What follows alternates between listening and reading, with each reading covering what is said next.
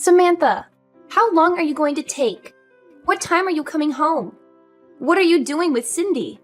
It's already this late. Where have you been all morning? You didn't even come home to make lunch. I've been at the hospital to have a checkup. I reminded you when I left this morning, didn't I?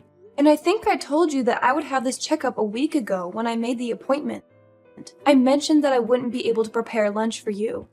I'm thinking of going to my parents' house to let them see Cindy. I'll spend a few hours there, and hopefully Cindy will be able to have a nap before I come home. Cindy was only born last week. You can't parade her about outside all day. You've got to bring her home right now. It's already this late. I can't believe you could be so irresponsible. Don't you care about Cindy at all? She could get sick this late. It's still 1:30, and there's no need to be so overprotective. I've taken precautions for the sunlight, and we're only going to see my parents. It's not like I'm taking her to meet everyone I know or pushing her pram through a crowd of sick people. I'm following the doctor's advice and making sure she has undisturbed rest and gets her milk. I wouldn't do anything that I didn't think we both could manage. But you can't keep her away from me this long. She's already been away from me for 3 hours. Cindy needs me. You can't do this to her. Give her back to me. What are you talking about? She's not a thing, and she's not yours. I've decided that I'll raise Cindy myself. I can't trust you with her. I've watched how you've been with her for the past week, and it's obvious that you're no good as a mother. You don't know how to take care of her. If you raise her, she'll end up unhappy. Or worse, she'll be unhappy and she'll be rebellious. It's people like you that end up raising criminals. I can't just stand by and watch you ruin her life. The best thing for Cindy is if you give her up. I'll raise her as my own daughter. She's mine. So give her back. Cindy is my first child, so of course I don't expect to be able to do things perfectly all by myself. That's why I've been listening to all the advice you've been giving me this week. And I'm really happy that you're helping. But no matter what I do, you keep on complaining that I'm doing things wrong. So that's what you're thinking of me? I'm doing my best to help you. How can you be so ungrateful? I bet you think that I'm in the way, don't you? You're the one that's living in my house. I'm letting you stay here. I'm providing the roof over your head, and I don't even ask for rent. I've done so much for you. And this is how you repay me? This is why I never approved of Alex marrying a woman like you. You're the one that asked that we moved in with you. Alex and I were living together in our own house after we got married, and we planned to stay there. But you wanted us all to live together. You were the one that said you always wanted to live with your grandchild. You pretty much forced us to move in with you once you found out that I was pregnant. And I had to go through all the trouble of moving houses when I was already really big. Why do you have to put it like that? I never forced anything. Just ask Alex. He was delighted to move back in with us. I've done so much for you. It wouldn't hurt for you to show a little more appreciation, too. Can't you at least say thank you? I think I deserve a lot more. But I shouldn't expect anything from you. Appreciation? I had a lot more of that when I first met you. But ever since I married your son, and you started to show your true colors, it's become a lot more difficult. Especially after we moved in together. And you wouldn't stop making hurtful comments about the way I did chores and the way I prepared dinner. The stress and fatigue just piled up and up. And I couldn't please you no matter what I did. I didn't know you could get any ruder. When have I ever made hurtful comments about anything you've ever done? If I've made comments, it's just because I'm giving you advice as your senior in life. If you think I've been hurtful, it's because you're trying to make me out as the bad person in this story. I'm an adult too. I understand the difference between advice and sarcastic, backhanded comments. And it's not just those comments. You don't like the food I make, even though I've done my best to follow your recipes. And if you really don't like my cooking, then you can always make your own. But you insist on having me prepare your serving too. And sometimes you throw it all away right in front of me. It's not just insulting, it's wasteful. Did you really think that I could just brush that off as advice? I don't understand how you could do something so mean just for the sake of showing me you don't like my cooking. I threw it away because it didn't taste good. What's the problem? Did you really think that it was good enough to serve to Alex and my husband? Nobody would want to eat something disgusting like that, so I saved them the trouble. I just did what they would have wanted to do anyway. If anything, you should be thanking me for not letting them eat something as horrible as that slop you call food. That's what I'm talking about. In the past few months we've spent living together, you've never eaten my food without making a face, a comment, or throwing it all away. On top of that, you were making me do all the housework right up until the birth. I couldn't have a moment's rest while you were around, even though my back hurt and my feet hurt, and I was so tired. Even when my contractions started and I was begging for you to call an ambulance because Alex was out, you wouldn't call and told me that I was overreacting. I couldn't even get to the phone myself. I thought I was going to give birth right where I was. It wasn't until Robert passed by my room and noticed that my water had broken that I was finally able to go to the hospital. I'm grateful for my father-in-law's care and consideration. But if you want me to be grateful for you, then you'll have to do something I can be grateful for first. You shouldn't expect everyone to do everything for you. You could have gone to the hospital by yourself. You're so spoiled. It shows that your parents must have been overly protective of you as a child. No wonder you're so disrespectful towards me. Did you really think that I could drive all the way to the hospital safely when I was getting contractions every 5 minutes? Even after I gave birth? You didn't say anything to me. You didn't ask me how I was doing. Not even a word about how well I had done. Even though I was in labor for 15 hours. I was too busy thinking about Cindy. What did you expect? My first and only priority was the baby. So what if you gave birth? It's nothing special. I gave birth too, and you don't see me begging everyone for praise and compliments. I didn't expect you to compliment me, but I think anybody would be happy to hear something from their family. And anything would have done.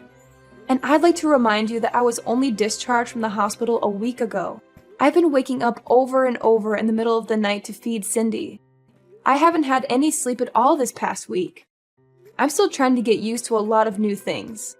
A lot of new emotions and a new sleep routine. And I'm literally all over the place. But you're still making me do all the housework. I thought you said that it would be better for us all to live together because you'd be able to help out with the baby. But you haven't been doing anything. Even though Alex and his dad say that I don't have to do anything, to rest when I can, and not to push myself too hard, I have to do everything while they're at work because you won't do anything. Oh, you really are spoiled. You were the one that married my son, not the other way around. What's the point in having you here if you're not going to do the chores? You can't seriously think that you can spend your days just laying around doing nothing. You're being childish if you think that's how things work, just because you've moved in with us. I'm here to be with Cindy, not with you. And you shouldn't expect everyone to be nice and kind to you just because you've given birth. So what? That doesn't change anything. You're sorely mistaken if you think you get to slack off just because you've had a baby. The one thing we all care about is Cindy. I couldn't care less about you. And nobody else does either. We only need Cindy. I can't believe you're not going to even bother to hold back your punches. I take it you mean that there's no use for me at your house if I'm not going to do all of your housework for you? That's right. I'm glad you finally understand. We only need Cindy to make us happy. I don't need a rude, disrespectful, annoying daughter-in-law like you around the house. If you're not even going to do what you're here for, even if you did do the chores and prepare our food, you're useless. I end up having to redo everything you do anyway.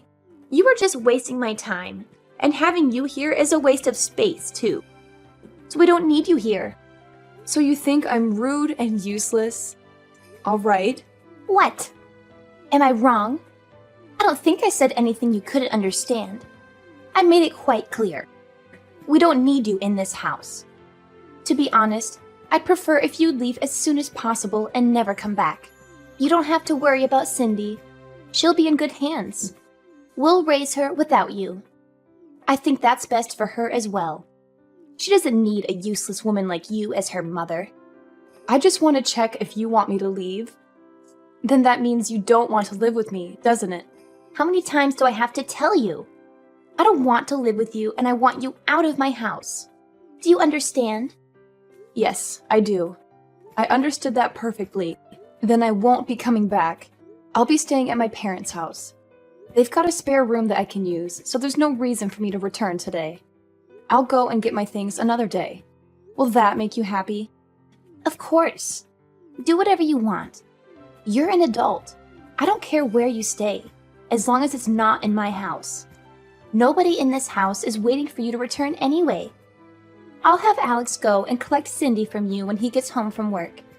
So make sure she's had her rest, and you've got all her things ready by then.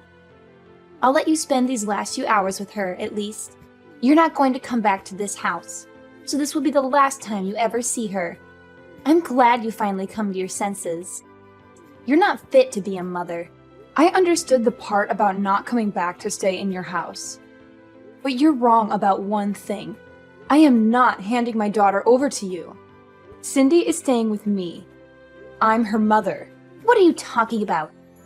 I just told you you're not fit to be a mother. Are you going to take her away from me? You can't do that.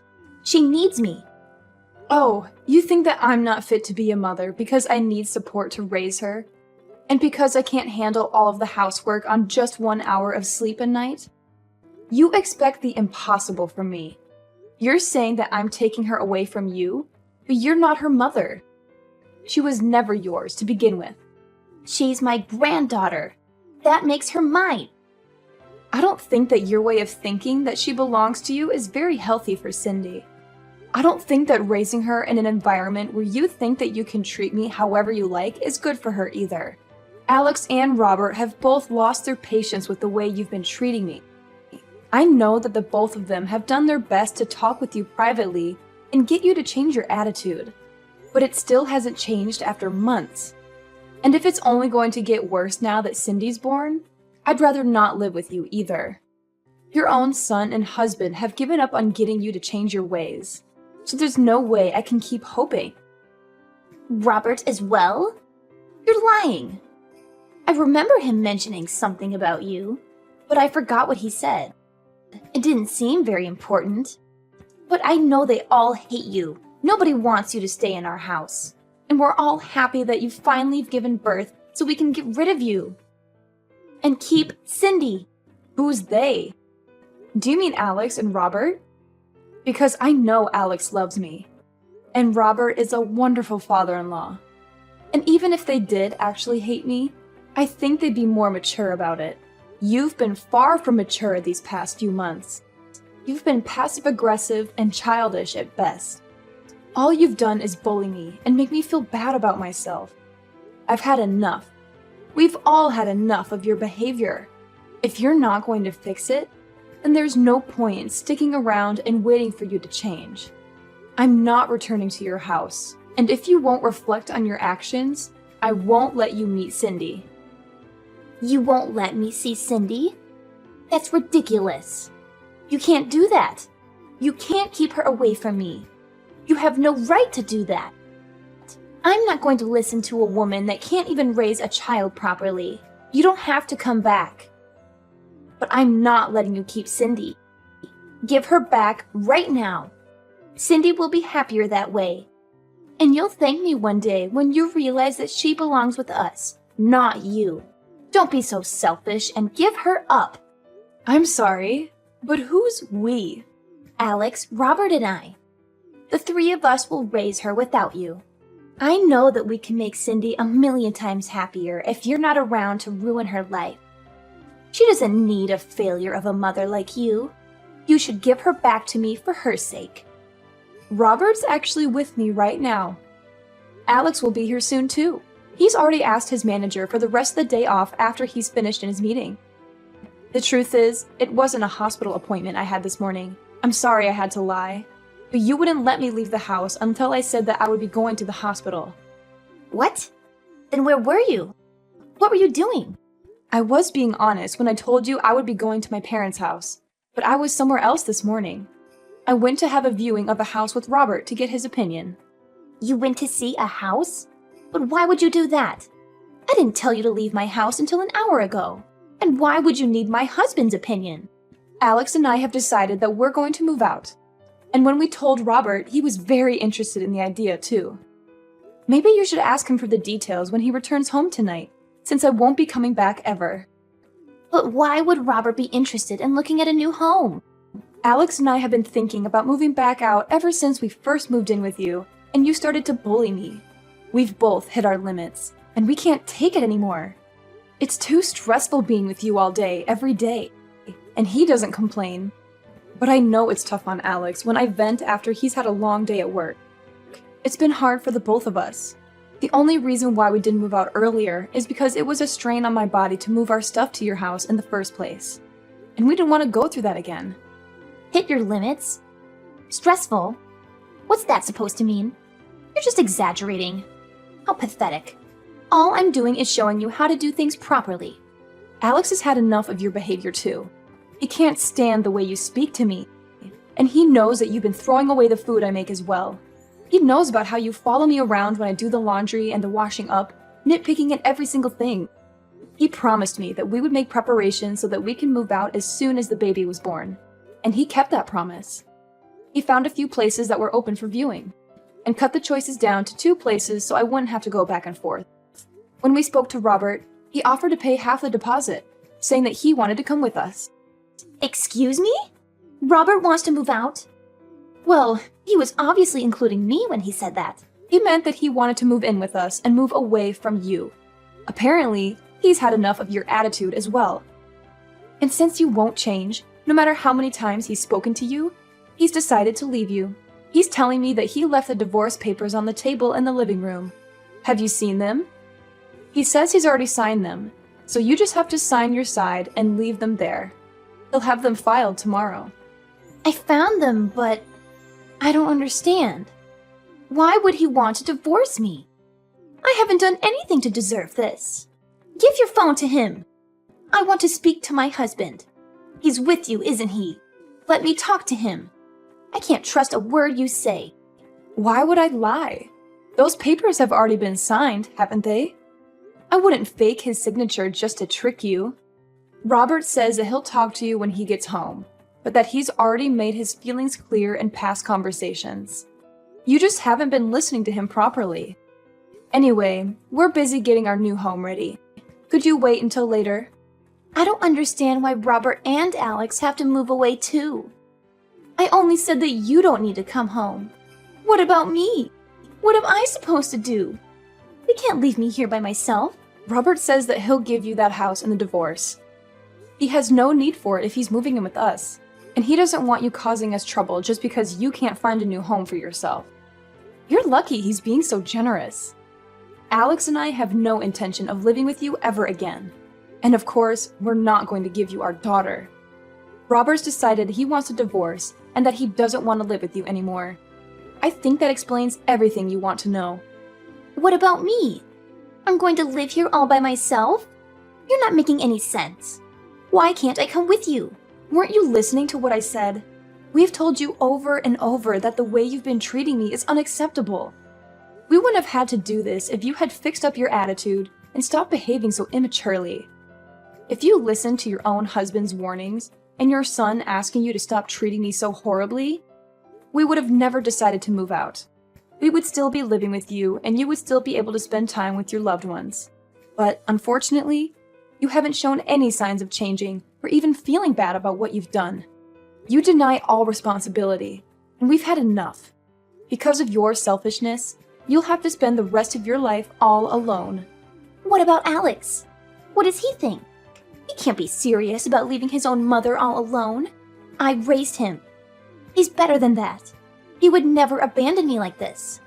You've tricked him into thinking that I'm the bad person, and convinced him and my husband to follow you. Have you forgotten that Alex was the one that always was intervening and defending me from you when we first moved in? He was doing his best to keep himself between you and I when he could, and making sure that I wasn't stuck with you alone when he was at home. But then he had to start a new project at work and was coming home tired more often, and didn't even have the strength to argue back to the things you were saying to me. The stress of work and your treatment of me was accumulating for him too. That's when he promised that he would find us a new place to live. We realized that the best way to deal with the situation was just put up space between us and you, for the sake of our physical and our mental health. You're lying. Alex would never want to leave me. And Robert can't be serious about getting a divorce at this age. I'll never be able to get remarried. I'll be alone. Can't he rethink the divorce? I'll do anything. He's not honestly thinking we should get divorced, is he?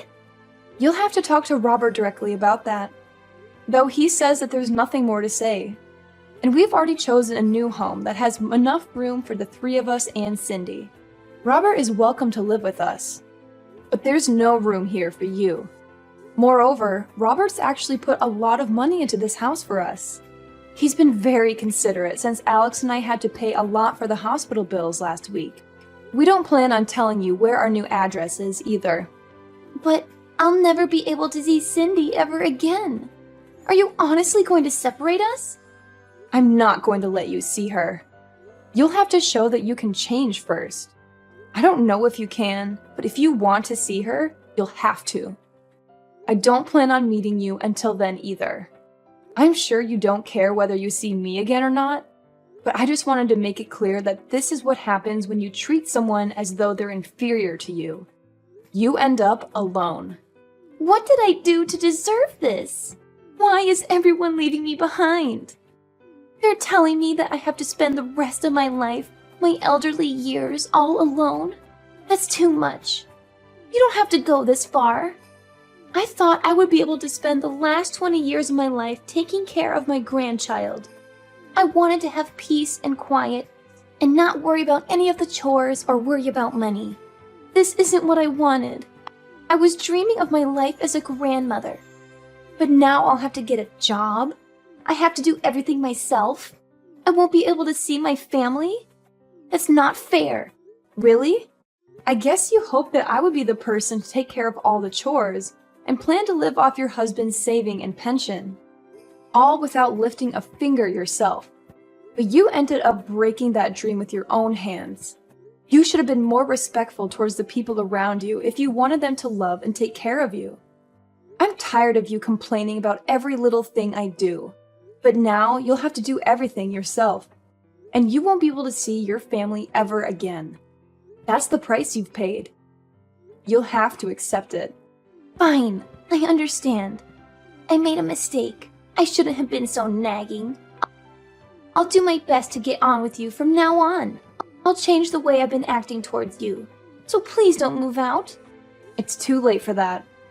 We've already paid the deposit and signed the documents for the house. We won't change our minds about living away from you, and we'll be moving all of our things into the new place over the next few days. We're all going to live here in peace without you.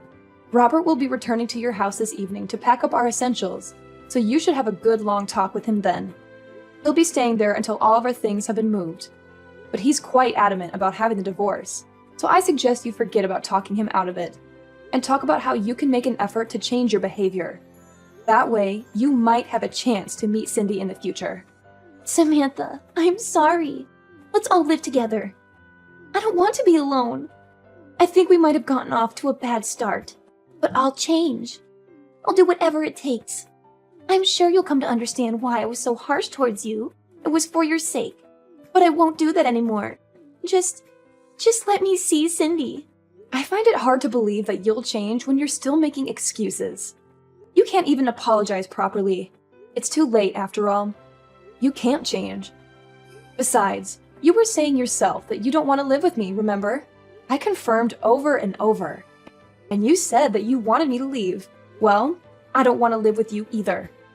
I hope you'll enjoy your final years without a rude, useless woman like me in the way. After her conversation with Samantha ended, Chloe had no choice but to wait for her husband to come home. The first thing Robert did when he returned to the house was to tell her that he wanted a divorce, and that he wasn't going to change his mind. He checked that she had signed the papers and took them to his lawyer to have them filed. He didn't speak a word to Chloe after that, and spent his time packing away all of his things. Anything that had to be dealt with regarding the divorce was done through his lawyer, and he was able to move houses without much fuss. Chloe got the house in the divorce, but it was brought to her lawyer's attention that she had spent Robert's savings on several occasions without his permission. And as a result, the amount she received in alimony payments decreased significantly. It wasn't enough for her to keep up the payments for the household bills, so she had to find a job in order to earn some money to pay for other essentials. She was so desperate to meet Cindy that she went to Samantha's parents' house and demanded that they tell her Samantha's new address. It didn't occur to her that she should have just shown Samantha that she was making an effort to change. In the end, Samantha's parents called the police because of how aggressive Chloe was being, and Chloe was taken away in a police car to be questioned. Chloe was not only divorced and looking for a job, but she was also slapped with a restraining order from Samantha's parents. On the other hand, Samantha and Alex were living happily ever after with their small family and were looking forward to having their next child. Robert was delighted. He was freed of his selfish wife and was taking great pleasure in taking care of his granddaughter.